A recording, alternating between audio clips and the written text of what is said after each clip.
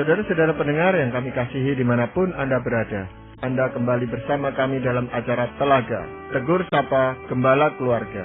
Saya Gunawan Santoso dari Lembaga Bina Keluarga Kristen akan berbincang-bincang dengan Bapak Pendeta Dr. Paul Gunadi. Beliau adalah seorang pakar dalam bidang konseling serta dosen di Seminari Alkitab Asia Tenggara, Malang. Perbincangan kami kali ini tentang pelayanan yang efektif. Kami percaya acara ini pasti bermanfaat bagi kita sekalian dan dari studio kami mengucapkan selamat mengikuti. Biasanya orang jarang berpikir tentang pelayanan yang efektif ya, biasanya dipikirkan ya pelayanan ya sudahlah, pelayanan hasilnya nanti terserah Tuhan. Nah, kita banyak memikirkan tentang pekerjaan kita supaya kerja kita itu efektif seperti apa. Tetapi kita mau mengangkat suatu topik pembicaraan tentang pelayanan yang efektif. Ini bagaimana Pak Paul? Ini muncul dari sebuah keprihatinan ya Pak Gunawan. Bukankah kita bisa melihat ya, di masa lalu ada yang namanya ministry apa, pelayanan apa, tapi sekarang nggak ada lagi ya. Nah, apa yang terjadi itu?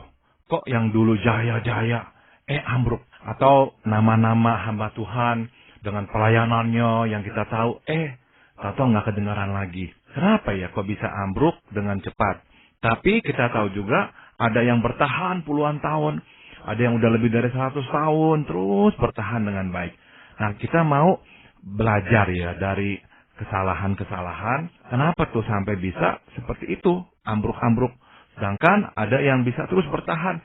Nah, apa tuh yang membuatnya efektif dan apa itu yang membuatnya tidak efektif? Ya, jadi sebenarnya kalau kita melihat bahwa lembaga-lembaga seperti itu juga tidak ada bedanya dengan organisasi-organisasi sosial yang lain. Sebenarnya memang harus dipikirkan tentang efektivitas dari lembaga itu atau orang itu, Pak Paul. Kalau enggak ya dia akan tertelan oleh zaman ini dan akhirnya hilang gitu. Tapi sekarang yang mau kita bicarakan adalah ciri-ciri dari pelayanan yang efektif itu apa, Pak Paul? Yang pertama, jadi kita harus kembali kepada kenapa kok didirikan. Kenapa kok suatu pelayanan itu tuh diperlukan. Nah, kadang-kadang nih kita nih di awalnya saja nih udah tidak jelas, udah goyah. Sehingga ya jangan mengharapkanlah nantinya bisa berjalan dengan baik. Sebab di awalnya saja fondasinya sudah sangat goyah. Saya mau mengambil prinsip ini dari bukunya Pendeta Rick Warren ya, The Purpose Driven Church. Dalam buku itu Pendeta Rick Warren mengilustrasikan sebuah pelayanan itu seperti orang yang mau pergi berselancar di laut. Mesti dia melihat ombak, kalau enggak dia nggak akan bisa berselancar. Dan dianya mesti bisa berselancar, kalau enggak ya percuma, dia akan digulung oleh ombak. Nah, Pendeta Rick Warren berkata, dia mengumpamakan ombak itu seperti kebutuhan. Sedangkan kemampuan seseorang berselancar dengan SDM, yaitu tenaga manusianya yang terampil. Nah, Pendeta Rick Warren jadi berkata, kita ini jangan sampai memulai pelayanan tanpa sebuah visi yang jelas. Untuk apa tuh? Memenuhi kebutuhan apa tuh? Makanya perlu didirikan sebuah lembaga atau sebuah jenis pelayanan tertentu. Kalau nggak jelas dan nggak ada kebutuhannya, maka ini pelayanan pada akhirnya akan terus terombang-ambing, nggak jelas tujuannya, dan tinggal tunggu tanggal mainnya akhirnya juga runtuh. Maka mesti ada kebutuhan yang jelas. Nah, ini yang pertama. Kalau enggak, ya jangan, katanya Rick Warren. Prinsipnya yang kedua adalah ciri-cirinya jadinya pelayanan yang efektif itu tuh mempunyai orang-orangnya yang tampil, SDM-SDM-nya itu memang sanggup. Jangan sampai memulai sebuah pelayanan, tapi orangnya nggak ada yang bisa melakukannya. Meskipun kita berkata ada kebutuhan, tapi kalau tidak ada orang, ya jangan lakukan. Atau sama, kalau ada orangnya, namun nggak ada kebutuhan, jangan mendirikan apa-apa. Hanya untuk membuat orang-orang ini jadi ada kerjaan sekarang. Jangan. Jadi memang mesti jelas sekali dengan dua hal ini. Nah, ini menjadi fondasinya, awalnya nih. Kalau awalnya saja sudah rusak, tidak ada kejelasannya, ya udah dah tinggal tunggu tanggal mainnya, itu pelayanan akhirnya akan runtuh. Nah, memang biasanya untuk visi itu bagi para pendiri atau pemrakarsa lembaga itu didirikan, itu jelas Pak Paul. Namun kan dengan berjalannya waktu, entah mereka sudah menjadi tua atau karena kesibukan atau pindah kota. Nah, ini untuk meneruskan ke generasi yang berikutnya, visi ini menjadi tidak jelas lagi atau berubah malah. Nah, di sini nih memang akhirnya diperlukan kebesaran hati, sekaligus juga kepekaan ya terhadap pimpinan Tuhan. Karena Pak Gunawan tadi memang mengangkat sebuah poin yang sangat bagus, yaitu bukankah ada kalanya kebutuhan itu tuh ada untuk suatu kurun. Setelah itu tidak ada lagi. Nah, waktu tidak ada lagi, berarti itulah waktunya organisasi tersebut atau lembaga tersebut berpikir ulang. Apakah masih diperlukan? Apakah perlu terus? Atau banting haluan mengerjakan kebutuhan yang lain? Atau kalau memang ini khusus dibuat untuk kebutuhan itu saja, dan sekarang tidak ada lagi kebutuhannya, ya dengan lega, dengan besar hati, seharusnya lah semua yang terlibat berkata, kita stop di sini. Dan nggak apa-apa. Dan nggak apa-apa. Ada orang-orang yang Tuhan pakai di dalam firman Tuhan dicatat, tapi hanya namanya sekali saja disebut. Nggak banyak, misalkan Yunus. Kita hanya mengenal Yunus itu dipakai Tuhan satu kali saja. Untuk pergi ke Niniwe, memberitakan peringatan Tuhan kepada orang-orang Assyria. Sebelum dan sesudahnya tidak ada sebutan tentang Yunus, apa yang dilakukannya, dan setelah itu apalagi yang akan dikerjakannya. Tidak ada. Jadi memang ini bukan sesuatu yang salah, berarti kok hanya segini saja kita harus berhenti. Itu bukan berarti salah. Selama kita telah memenuhi sebuah kebutuhan tertentu dalam kurun itu, dan setelah itu memang tidak ada lagi, ya nggak apa-apa untuk berkata, ya kita stop. Berarti memang Tuhan mengatakan, ya udah. Atau kalau kita melihat ada kebutuhan lain, dan ada tenaga untuk melakukannya dengan terampil, ya mungkin kita bisa banting haluan. Tapi di sini kita melihat, Pak Gunawan, sukarnya melakukan hal seperti itu. Manusia, kalau sudah mempunyai sebuah posisi, ya, atau kedudukan, apalagi ditambah dengan sudah menerima penghasilan, nggak ada lagi pun kebutuhannya. Dia nggak rela itu untuk berkata, ini waktunya untuk berhenti. Nah, terus menekankan, pokoknya yang Tuhan mulai tidak boleh kita hentikan. Ya enggak. Di Alkitab jelas-jelas Tuhan meminta, misalkan Musa untuk stop, pelayanannya sudah berakhir, diganti juga dengan Yosua. Jadi ada masa-masanya para hakim-hakim melayani Tuhan untuk satu kurun. Kemudian stop, masuk raja-raja. Jadi ada masa-masanya dan tidak apa-apa untuk menghentikan suatu pelayanan itu. Kalau memang jelas tidak ada lagi kebutuhannya. Dan memang kita peka dengan suara Tuhan yang jelas menunjukkan, sudah stop di sini. Namun kalau memang masih ada kebutuhan, meskipun kita dengan susah payah, tapi ada tenaga yang melakukannya, meskipun tantangannya besar, tetap kita harus kerjakan. Jangan kita berkata, oh tantangannya besar, kita buru-buru gulung tikar. Nggak boleh, meskipun tantangan besar, tapi kalau ada orangnya dan ada kebutuhannya, kita tetap harus bersandar pada Tuhan dan jalan terus. Ya, jadi berakhirnya suatu organisasi itu belum tentu mereka tidak efektif, Pak Bang. Tetapi memang sudah tidak ada lagi kebutuhan atau memang tidak ada lagi orangnya, kan? Betul sekali. Jadi keefektifan itu tuh justru terlihat sewaktu para pemimpinnya berkata, memang sudah tidak ada lagi kebutuhannya, yuk kita stop. Atau memang sudah tidak lagi ada orangnya. Karena memang, tadi saya setuju sekali dengan prinsipnya Pendeta Rick Warren, mesti ada SDM-nya. Kalau memang jelas tidak ada lagi, meskipun kebutuhannya tetap ada, itu adalah suatu pertanda untuk kita berkata, kita bukan orangnya. Nah, berarti apa? Ya udah, stop di situ. Berarti nanti mungkin saja ada yang lain. Saya berikan contoh, ini yang terjadi di Amerika Serikat. Waktu saya pertama tinggal di sana tahun 70-an, pelayanan keluarga dilakukan oleh sebuah lembaga yang dikenal dengan nama Naramore Christian Foundation. Tuhan pakai Naramore. Di mana-mana berkatnya Tuhan sebarkan kepada banyak orang. Namun, kemudian Naramore itu makin lama makin redup. Tahun 80-an, masuk yang baru, Focus on the Family. Dan Tuhan pakai Focus on the Family menjadi berkat buat banyak keluarga di Amerika Serikat. Dan terus sampai sekarang, pelayanan itu terus berkembang. Tapi saya selalu ingat, dulu 60-an 70-an, tidak ada Focus on the Family, yang ada adalah Naramore Christian Foundation. Tapi akhirnya memang stop di situ dan digantikan dengan yang lain. Nah, jadi kita bisa melihat memang ada masanya. Kebutuhan untuk keluarga tetap ada dulu dan sekarang, tetap besar. Tapi mungkin sekali SDM-nya, orangnya.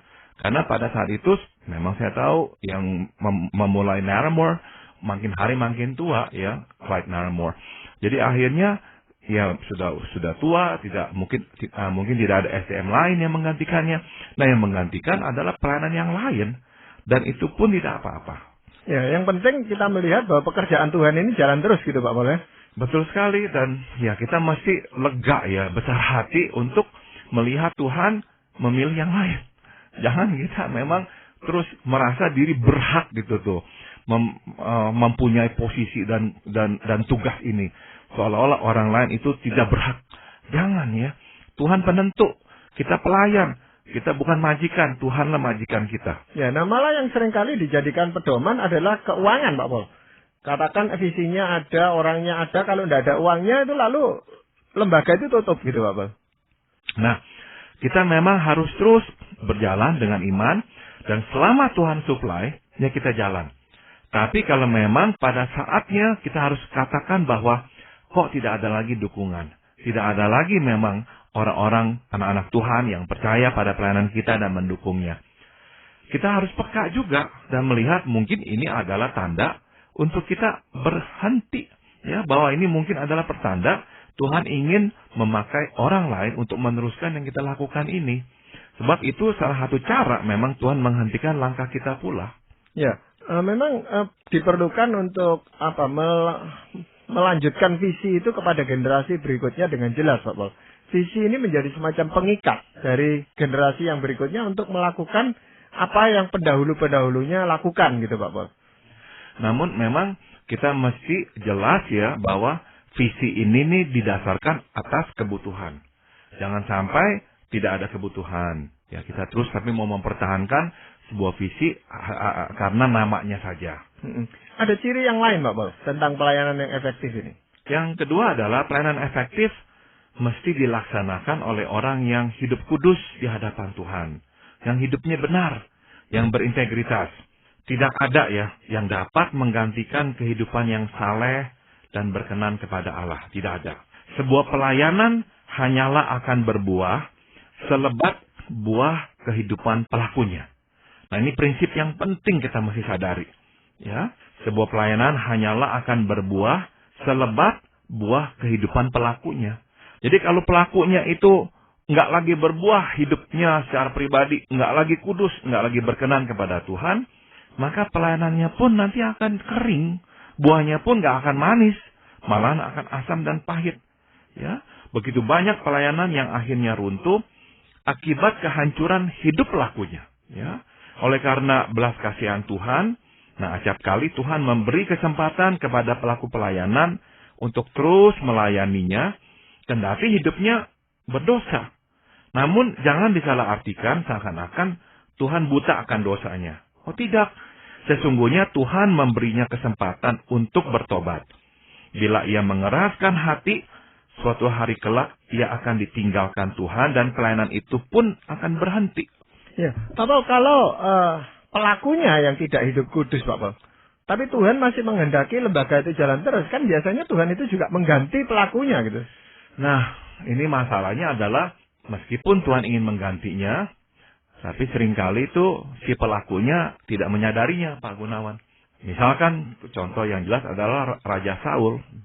Sudah Tuhan katakan, Tuhan akan mengurapi hambanya yang lain, yaitu Raja Daud, tapi dia nggak terima. Dia terus bertahan.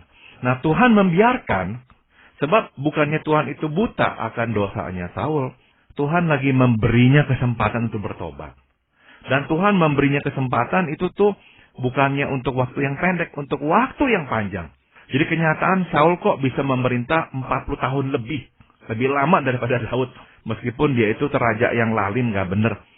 Tuhan baik. Tuhan memberinya waktu yang panjang itu untuk dia bertobat.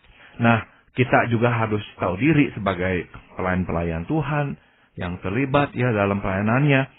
Kalau memang kita udah lihat, ya udahlah, memangnya bukan saya lagi, memangnya lebih cocok orang lain yang melakukannya.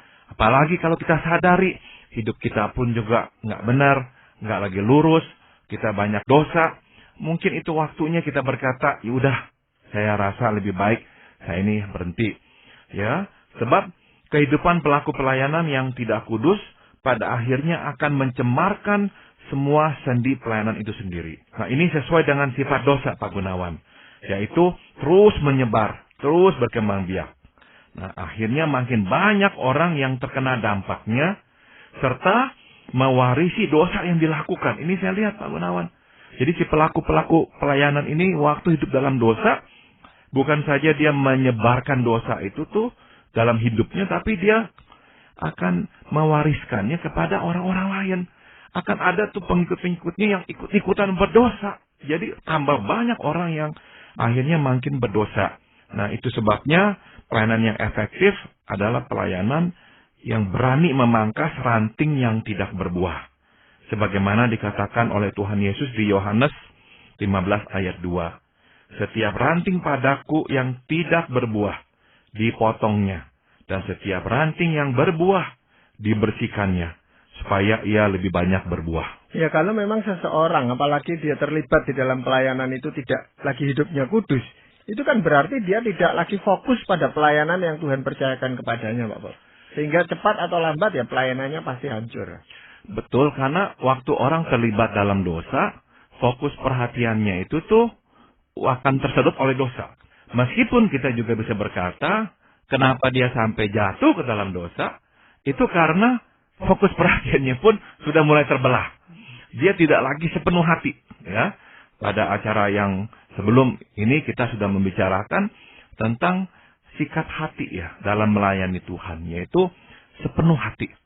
Sepenuh hati, seperti untuk Tuhan, bukan untuk manusia. Nah, kalau seorang pelaku pelayanan nggak lagi sepenuh hati, udah mulai terbelah-belah, dia itu sedang membuka pintu rumahnya lebar-lebar untuk dimasuki oleh godaan dosa. Tinggal tunggu tanggal mainnya, dia akan nanti tuh dimasuki oleh godaan, jatuh, akhirnya benar-benar terkubur dalam dosa. Nah, kalau dia nggak sadar, dia nggak mau membereskan dirinya, bertobat kepada Tuhan, dosanya akan terus menyebar dalam hidup dia. Lama-lama makin mencemarkan sendi-sendi pelayanan, makin banyak yang terpengaruh. Dan akan ada orang-orang yang ikut dia itu tuh mewarisi dosanya, melakukan dosa-dosa lagi yang lainnya. Nah, itulah sifat dosa. Persis seperti kanker yang akan terus menyebar. Ya, Pak Paul, apakah ada ciri yang lain dari pelayanan yang efektif? Pelayanan yang efektif dilakukan oleh orang yang hidupnya efektif. Tadi kita bicara orang yang hidupnya kudus ya. Kedua, yang berikutnya adalah efektif hidupnya. Ada orang yang hidupnya tidak efektif, Pak Gunawan. Yang membuang waktu sembarangan, memakai uang seenaknya, memperlakukan orang semaunya, serta merencanakan sekenanya. Nah, orang yang hidupnya tidak efektif, tidak akan dapat melakukan pelayanan yang efektif. Dituntun Tuhan dan beriman kepadanya tidak identik dengan hidup seenaknya. Oh, enggak sama. Ya, ada orang pokoknya berkata, yang penting imanlah, Tuhan tuntun saya lah. Tapi hidup seenaknya. Enggak ada perencanaan, pakai uang sembarangan, pakai waktu sembarangan. Oh, enggak benar itu tuh. Justru sebaliknya. Dituntun Tuhan dan beriman kepadanya, menuntut adanya pertanggungjawaban dan kehati-hatian. Di dalam perumpamaan gadis yang bijaksana dan bodoh, serta perumpamaan tentang talenta di Matius 25, jelas terlihat adanya tuntutan untuk hidup bertanggung jawab dan berhati-hati. Ya, gadis yang bijaksana dan bodoh, yang bijaksana menyediakan minyak ekstra, yang bodoh enggak. Yang dalam talenta, dalam perumpamaan talenta, yang menerima 5 talenta, 2 talenta, itu orang-orang yang terus melakukan tugasnya dengan sebaik-baiknya ya. Yang 1 talenta malah dia kubur, hidupnya nggak bertanggung jawab, seenaknya. Nah, berapa banyak pelayanan yang hancur karena pelaku pelayanan hidup tidak bertanggung jawab dan sembarangan, Pak Gunawan. Akhirnya muncul berbagai masalah, mulai dari organisasi yang kacau, sampai skandal seks, skandal uang, ya. Orang yang hidup efektif akan menggunakan waktu dengan bijak, memakai uang dengan bertanggung jawab, memperlakukan sesama dengan hormat, dan merencanakan dengan hati-hati. Ya, ini sebenarnya kelihatan kalau organisasi itu masih kecil. Mereka itu masih bisa melakukan kehidupan yang efektif, yang tertib, dan bertanggung jawab, Pak Paul. Tetapi dengan besarnya organisasi itu, seringkali terjadi penyelewengan-penyelewengan, baik dalam bidang keuangan, maupun juga dalam bidang wewenang dan sebagainya, sehingga menyebabkan masalah-masalah di dalam organisasi itu sendiri. Ada satu hal yang orang ini kadang-kadang nggak sadari, Pak Gunawan. Makin bertambah besar organisasi atau pelayanan itu, makin harus lebih banyak ketertiban. Makin harus lebih banyak kehati-hatian. Maka nggak heran dalam organisasi yang besar, peraturan itu akhirnya makin harus dibuat. Waktu kecil memang tidak diperlukan, tapi makin besar justru makin diperlukan.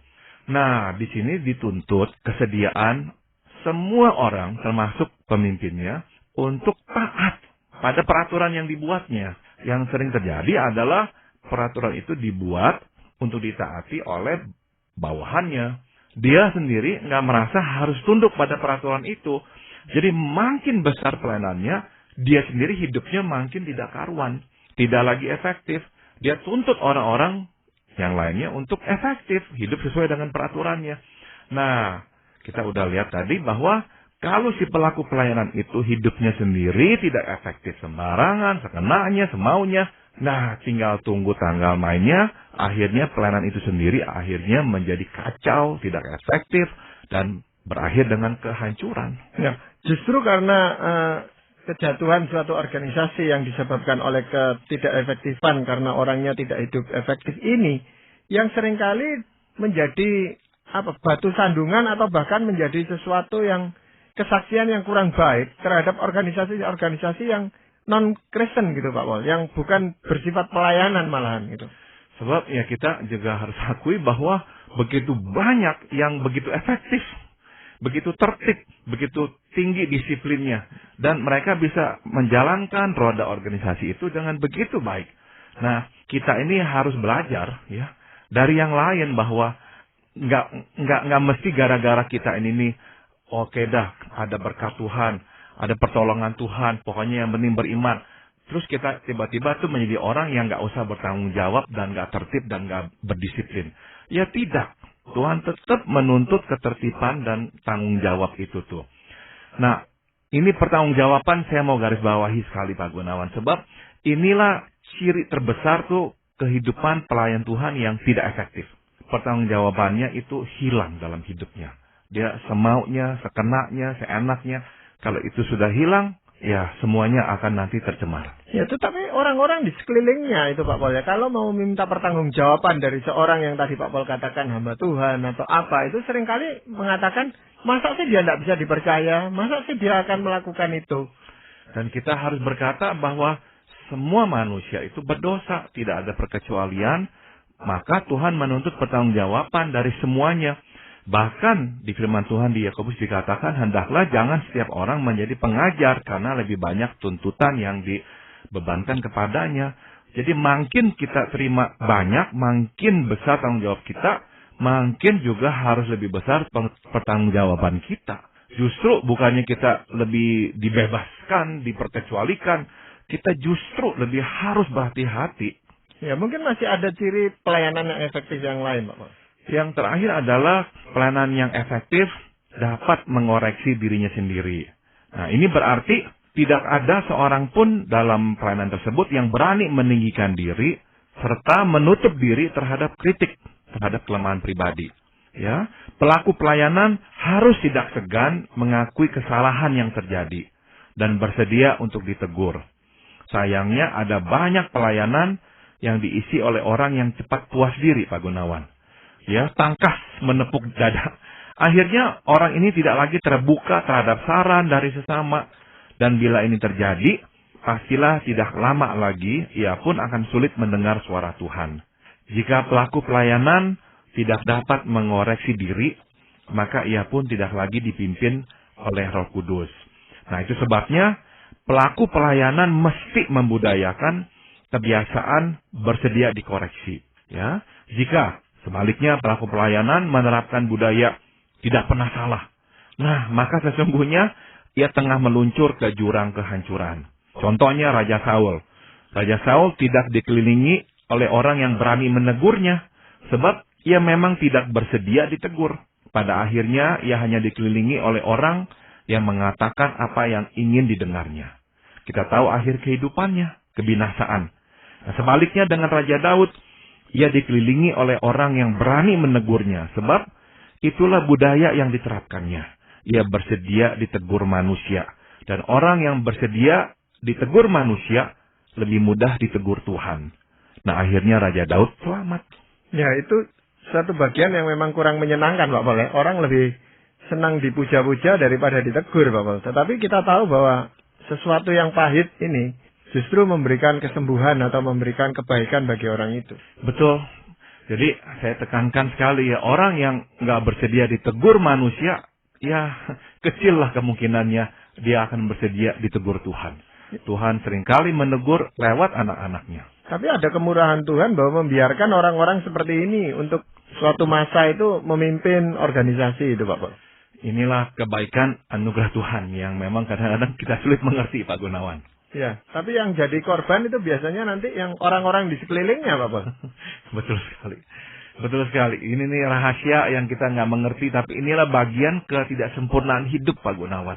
Ya, Pak Paul, untuk merangkumkan perbincangan kita pada kesempatan ini, apakah ada ayat firman Tuhan yang ingin Pak Paul sampaikan? Saya bacakan Yohanes 10 ayat 11, 12. Akulah gembala yang baik, kata Tuhan Yesus. Gembala yang baik memberikan nyawanya bagi domba-dombanya. Sedangkan seorang upahan yang bukan gembala dan yang bukan pemilik domba-domba itu, ketika melihat serigala datang, meninggalkan domba-domba itu lalu lari. Sehingga serigala itu menerkam dan mencerai-beraikan domba-domba itu. Kita mesti mengikuti contoh Tuhan Yesus. Kita harus menempatkan diri sebagai gembala yang baik. Sebagai orang yang benar-benar rela menyerahkan hidup kita buat orang-orang yang kita layani. Kita bukan orang upahan. Jangan sampai ya, seorang pelaku pelayanan itu akhirnya menjadi orang upahan belaka. Yang hanya mengerjakan tugas udah begitu, udah.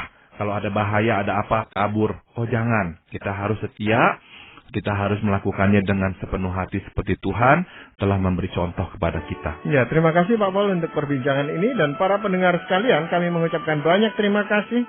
Anda telah mengikuti perbincangan kami dengan Bapak Pendeta Dr. Paul Gunadi dalam acara Telaga, Tegur Sapa Gembala Keluarga. Kami baru saja berbincang-bincang tentang pelayanan yang efektif. Bagi Anda yang berminat untuk mengetahui lebih lanjut mengenai acara ini, silakan menghubungi kami lewat surat. Alamatkan surat Anda ke Lembaga Bina Keluarga Kristen atau LBKK, Jalan Cimanuk 58, Malang.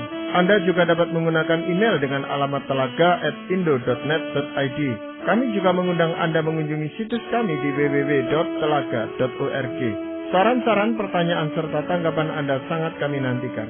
Akhirnya dari studio kami mengucapkan terima kasih atas perhatian Anda, dan sampai jumpa pada acara Telaga yang akan datang.